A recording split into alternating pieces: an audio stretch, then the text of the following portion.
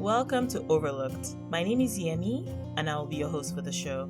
Released weekly, I share overlooked stories from around the world with you. This will include the good, the bad, the weird, and sometimes the absolutely hilarious. Come back often, share with your friends, and feel free to add the podcast to your regular podcast rotation, wherever you get your podcasts. If you come across stories or articles that you think should be featured here, please don't hesitate to share them. Now, it's time for this week's episode. Hi everyone, welcome to a new episode.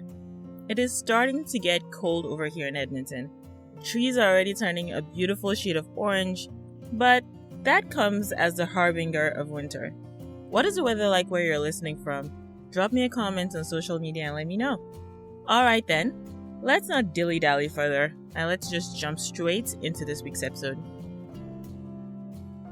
3 scientists, Harvey J. Alter, Michael Houghton, and Charles M. Rice, have received the Nobel Prize in Medicine for the discovery of the hepatitis C virus.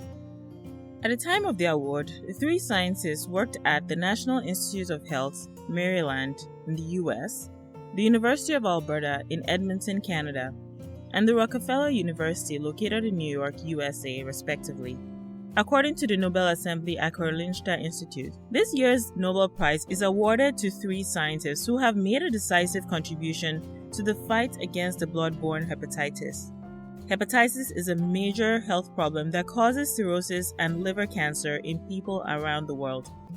The discovery of the hepatitis C virus has been described as a Cinderella story in modern medicine, a relatively overlooked achievement. Prior to the work of these 3 scientists, the discovery of the hepatitis A and B viruses had been critical steps forward, but the majority of blood-borne hepatitis cases remained unexplained. The Nobel laureate's discovery of the hepatitis C virus is a landmark achievement, especially now, with the ongoing battle against the viral disease. Thanks to their discovery, highly sensitive blood tests for the virus are now available, and this has essentially eliminated post-transfusion hepatitis in many parts of the world, greatly improving global health. Their discovery also allowed the rapid development of antiviral drugs that can target hepatitis C specifically. For the first time in history, the disease can now be cured. This raises hopes that the hepatitis C virus can be completely wiped out from the world population. According to COSIT IT, at least 5 bar owners in Grenoble, France have now been arrested for providing Wi-Fi at their businesses without keeping a log of the users. The bar owners were arrested under a French law passed in 2006 that technically classifies businesses, even internet cafes that provide Wi-Fi hotspots, as internet service providers, or ISPs. As an ISP, they are required by law to store a year's worth of user logs and connection records for anti-terrorism purposes. This is required even if the Wi-Fi is password protected. It means that the owners of a small cafe that offers Wi-Fi to patrons could face up to a year in prison and up to a 75,000 euro fine. The fine is also equivalent to about 88,000 US dollars or 117,000 Canadian dollars. While larger businesses like hotels, conference centers, airports are able to pay for packages that include this login feature, it seems like small businesses like bars and cafes are not aware of this law or its requirements. One of the arrested bar owners said that the relevant organization, UME, did not inform him of the requirements when he went to renew his license. UME provides compulsory training that he said did not include any mention of the law as part of the license renewal process. When questioned by BFM Business, UME admitted that the training doesn't mention Wi-Fi login, but noted that UME members should have known about this important requirement because it was mentioned in a newsletter. Unfortunately, as they say, ignorance of the law is not an excuse. Or put another way, it is presumed that the public knows the laws, and a defense of ignorance or "I didn't know" is typically not allowed. An American has been sued by an island resort in Thailand over a negative TripAdvisor review, and this American could face up to 2 years in prison if they are eventually found guilty. Domestic tourism is still happening in Thailand, with locals and expatriates heading to resorts that are now almost nearly empty given the ongoing crisis. But a recent visit to the Sea View Resort on the island of Koh Chang landed Wesley Barnes in trouble after he wrote an unflattering online review about his holiday. The resort owner filed a complaint that the defendant had posted unfair reviews on his hotel at the TripAdvisor website. The owner accused Barnes of damage to the reputation of the hotel and of quarreling with staff over not paying for alcohol brought into the hotel. Barnes currently works in Thailand and was arrested by immigration police and returned to Koh Chang, where he was briefly detained and then freed on bail. According to the TripAdvisor review that Barnes posted in July, he encountered unfriendly staff who acted like they don't want anyone there, and that's a quote. The Sea View Resort said legal action was only taken because Barnes had penned multiple reviews on different sites over the past few weeks. At least one posted in June on TripAdvisor accused the hotel of modern-day slavery. TripAdvisor subsequently removed the comment after a week for violating its guidelines. Thailand's defamation laws are very severe. Under Thailand's tough defamation laws, the maximum sentence is 2 years in prison, along with a 200,000 baht or 6,300 US or 8,300 Canadian dollar fine. A cult leader who claimed to be the reincarnation of Jesus has now been arrested in Russia. Russian authorities mounted a special operation to arrest a former traffic police officer who claims to be the reincarnation of Jesus and has run a cult based in the depths of Siberia for the past 30 years. Helicopters and armed officers stormed communities run by Sergei Torop, known by his followers as Vizarion, and arrested him and 2 of his close aides. He was formally accused by the Russian Investigative Committee of causing grievous bodily harm to 2 or more persons and using psychological violence to inflict serious harm. Now 59, Torop, who lost his job as a traffic officer in 1989, claimed that he experienced an awakening. He believed that he had been reborn as Vizarion, the returned Jesus Christ, and in 1991 he founded a religious movement, the Church of the Last Testament.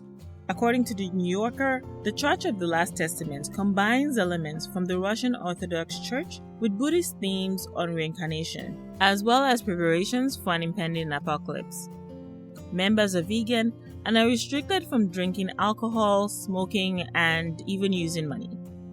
According to the Moscow Times, Vizarion and approximately 4,000 of his followers, called Vizarionites, live in 20 rural settlements in southern Siberia, with the most devoted group of around 300 living at the top of a remote hill they call the Abode of Dawn. Alright, here's your fun fact. Did you know that there is an opposite to déjà vu called jamais vu? Jamais vu comes from the French language and means never seen.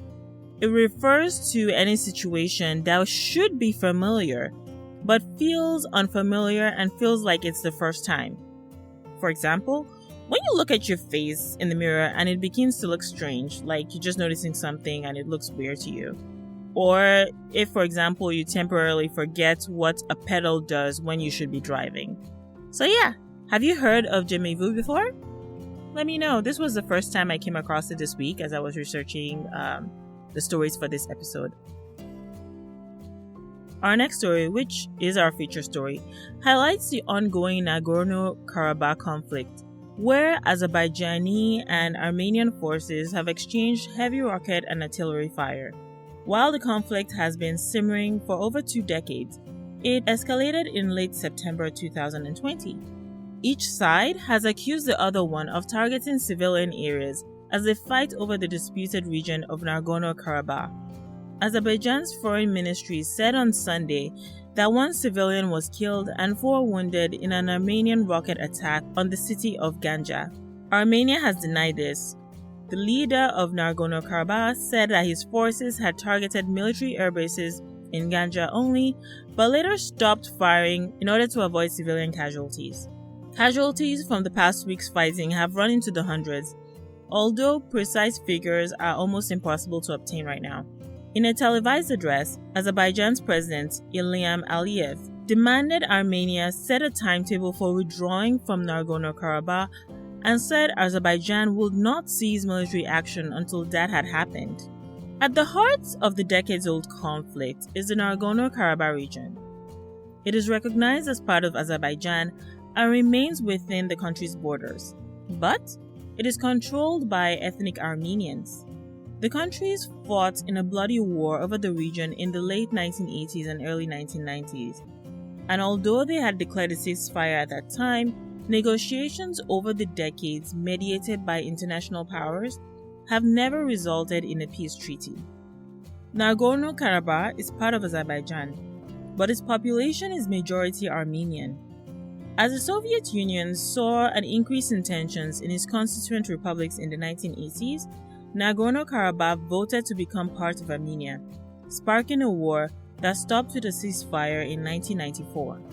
Tens of thousands died and up to 1 million were displaced amid reports of ethnic cleansing and massacres committed by both sides. One of the tragedies from the fighting in the 90s is what is now known as the Khojaly massacre. Turkey openly supports Azerbaijan, and Russia has a military base in Armenia. The UN Security Council has since called on both Armenia and Azerbaijan to immediately stop fighting over Nagorno-Karabakh and urgently resume talks without any preconditions. In our final story this week, France has now doubled its paid paternity leave to 28 days from 14 days. It is now one of Europe's most generous plans. Quoting President Emmanuel Macron, "When a baby arrives in the world, there is no reason that it should be just the mother who takes care of it." He further added that there should be more equality in sharing the responsibility from the first day. The change will come into effect starting the summer of 2021, and fathers will also be required to take at least 1 week off after the babies are born. This extension would also apply to same-sex couples. Researchers in Europe have for a long time documented the benefits of paternity leaves on fathers, their partners, and their children. According to the studies, fathers who take paternity leave remain more engaged in parenting and are more likely to divide household chores long after paternity leave is over. Researchers also found that female partners of men who take paternity leave are less inclined to need anti-anxiety prescriptions. So, that is where we end this episode. You guys know I like to end it on a relatively good note, so have yourselves a great week.